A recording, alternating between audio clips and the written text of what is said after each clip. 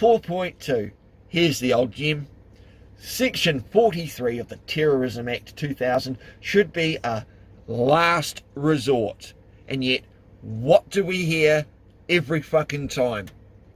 Oh, it's that last resort. It was a great resort. We all stayed there. It was, no, not one of those resorts.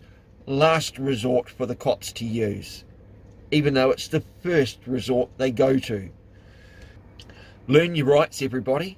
That's where you need to start learning. Your rights exist before any license or contract or agreement or consent ever happens. Your rights were there first. Don't downgrade them to something else.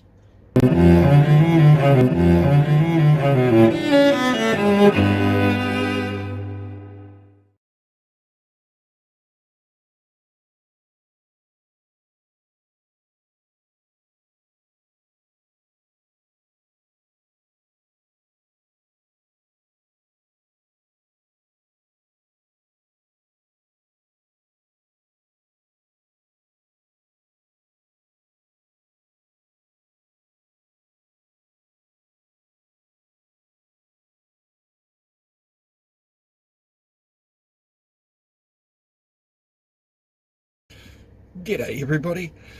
This video is, well, let me put some background on it. This video is the NPC, or the National Police Chiefs Council's memo that they sent in December 2021, or review date, sorry, is December 2021. It's version 1.4.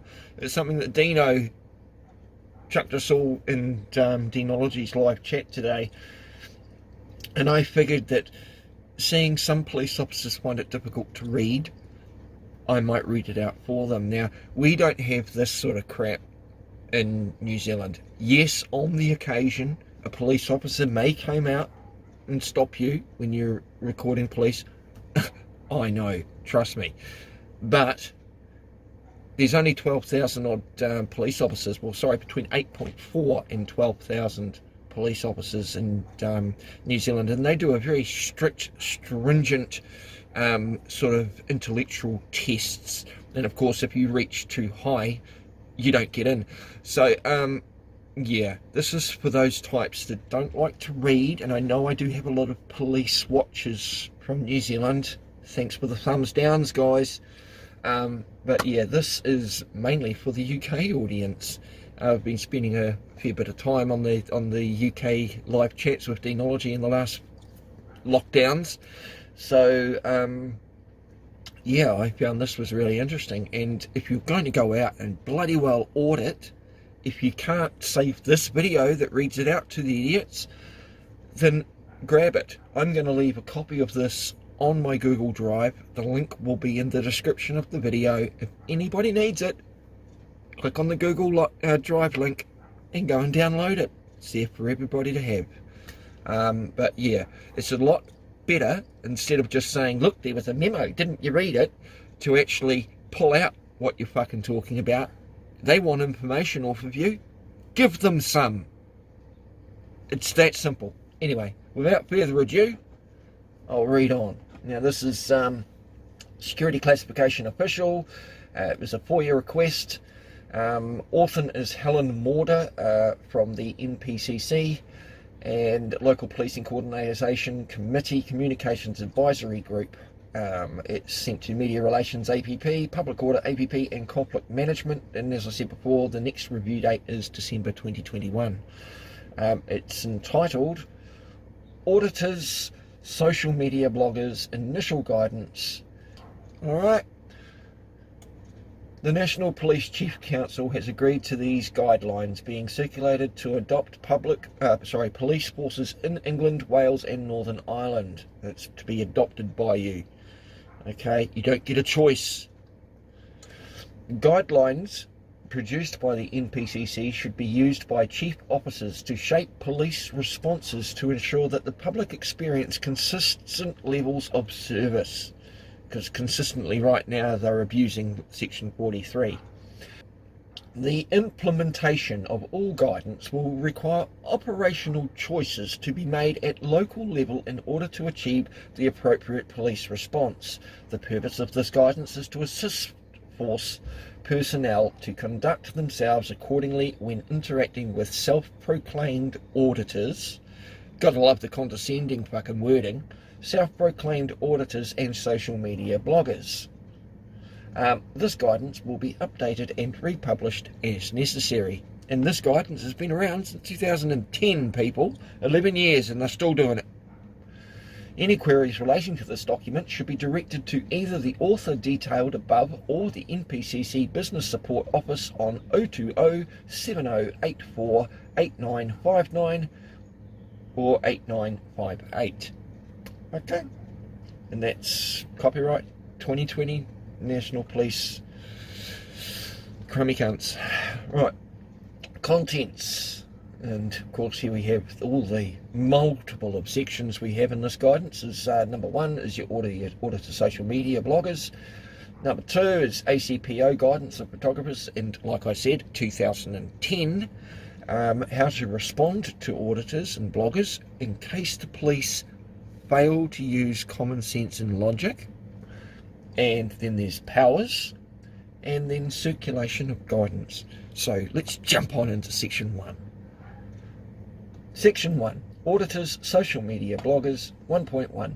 There is an increasing number of reported incidents with the United Kingdom regarding auditors and social media bloggers. The auditors or bloggers are members of the public who attend police stations, other public civil service buildings, including ministries of defence sites, or incidents with the purpose of capturing staff on camera and live streaming to social media platforms or uploading with edited content. Very rarely do they live stream. A lot of it is edited content, is because we're putting more information other than the unedited full video. But we'll carry on. 1.2.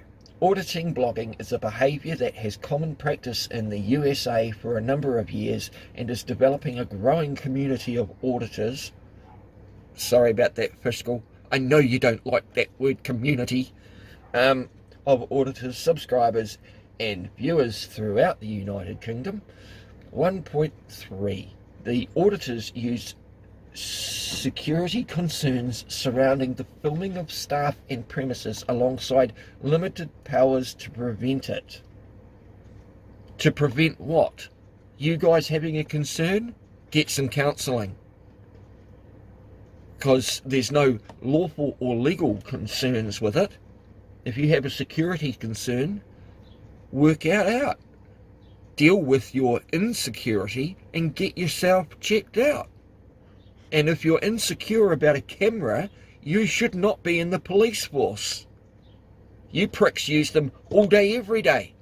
All of your colleagues are recording you at every incident. So what should it matter if we are? Where are we? Premises alongside limited powers to prevent it. They appear to provoke staff and site security into potential embarrassing reactions. Nope. No provocation there at all. Showing up there merely with a camera, keeping your mouth shut, will make them come out and act unprofessional and uneducated, as well as an embarrassing reaction. Because yes, it is embarrassing for the entire police force. Often asserting that staff are overstepping legal boundaries, because they are. They are also well versed in their own rights. Oh God, that's something you police should be afraid of. And often cite legislation in their interactions with staff.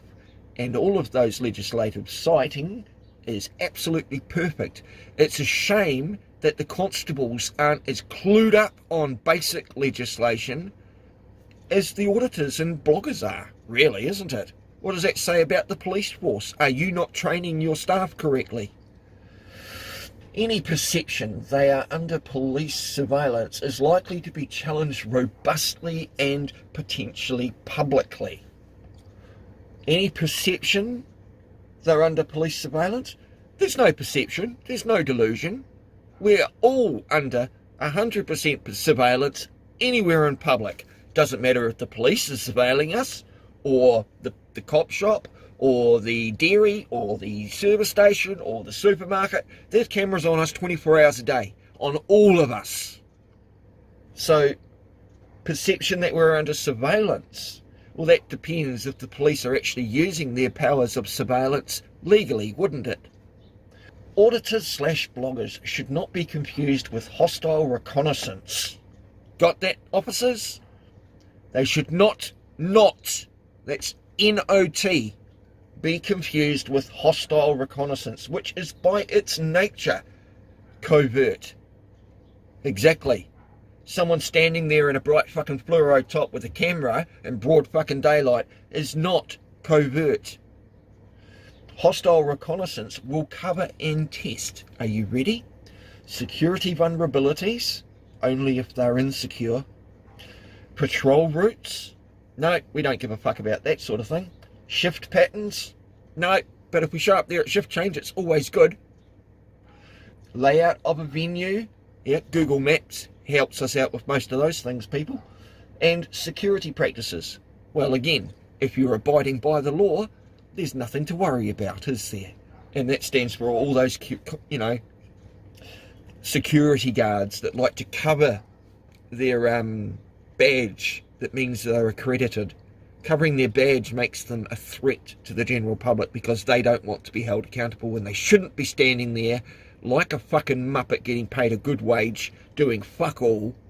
They shouldn't be standing there. Anyway, if you have reasonable suspicion that it is hostile reconnaissance, please report into your regional counter-terrorism unit. Do you understand that, police officers? If you have reasonable suspicion that it's hostile reconnaissance, okay, so if your insecurities and paranoia affect you, constable, so much that you think they're being hostile reconnaissance against you, like recording a publicly known license plate which is owned by the DVLA, moving on, or Land Transport Authority over here, it's LTSA, Land Transport Safety Authority. Reconnaissance, please report into your regional counter-terrorism unit. So why the fuck aren't you idiots? You've had 11 years. Why the fuck aren't you contacting them? You know, the counter-terrorism unit's been around, I'm sure, a lot longer than 11 years. Or did 7/7 happen before or after? Oh no, it was before. You fucking idiots. 2. ACPO guidance for photographers 2010, where they literally just fucking regurgitate something that's 11 years old. 2.1. Auditors bloggers have referred to the ACPO guidance for photographers 2010 document during some of their recordings. For the purposes of this guidance document, the following points taken from the ACPO guidance for photographers 2010 will continue to act as the same guiding principles. Okay? There are no powers prohibiting the taking of photographs, film, or digital images in a public place. Therefore, members of the public and press should not be prevented from doing so. There is no distinction between public and press. We all have the rights that the press have. There's no distinction. We need cooperation with the media and amateur photographers.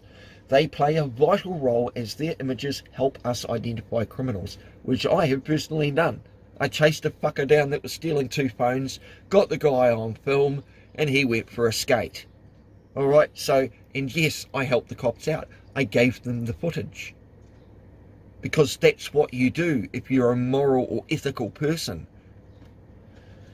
We must acknowledge that citizen journalism is a feature of modern life, and police officers are now photographed and filmed more than ever, especially by their colleagues and their body cameras.